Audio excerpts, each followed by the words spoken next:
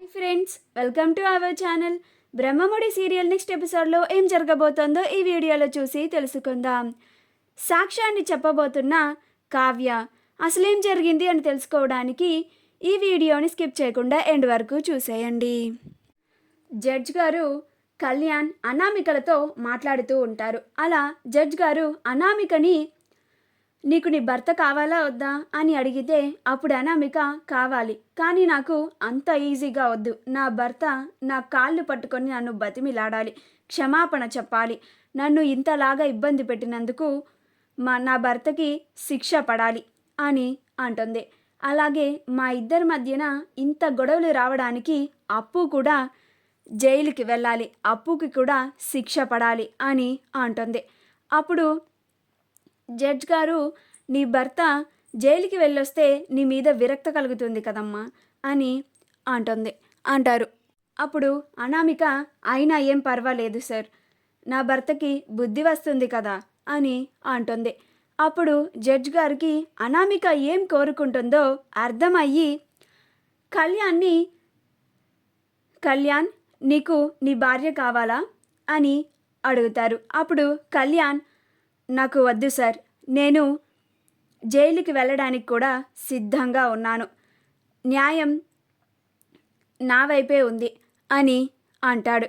అప్పుడు జడ్జ్ గారు సరే మీ డిఫెన్స్ మీ లాయర్స్తో మాట్లాడి అప్పుడు నిర్ణయిద్దాం అని అమ్మ మీరు మొదలు పెట్టండి అని అంటారు. అప్పుడు అనామిక తరపున లాయర్ లేచి యువర్ ఆనర్, నా క్లయింట్ అనామికని ఈ కళ్యాణ్ అనే వ్యక్తి టార్చర్ చేసినందుకు అతనికి ఖచ్చితంగా శిక్ష పడాలి అని నేను కోరుకుంటున్నాను సార్ యువర్ ఆనర్ అని అంటుంది.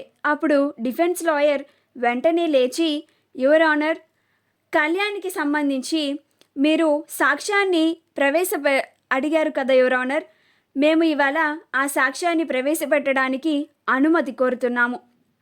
దయచేసి ఈ కోర్టు వారిని ఆ సాక్షులని ప్రవేశపెట్టడానికి అనుమతి ఇవ్వాల్సిందిగా కోరుతున్నాను యువర్ ఆనర్. ఆ సాక్షి పేరు కావ్య అని అంటారు. అప్పుడు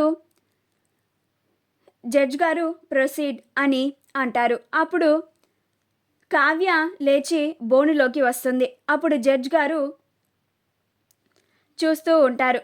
అప్పుడు డిఫెన్స్ లాయర్ అమ్మా మీరు చెప్పదలుచుకున్నది చెప్పండి అని అంటారు. అప్పుడు కావ్య ఈ అనామిక మా కళ్యాణ్ని ప్రేమించి పెళ్లి చేసుకున్నాను అని మా కుటుంబం అందరినీ మా కళ్యాణ్ని కూడా మోసం చేసింది సార్.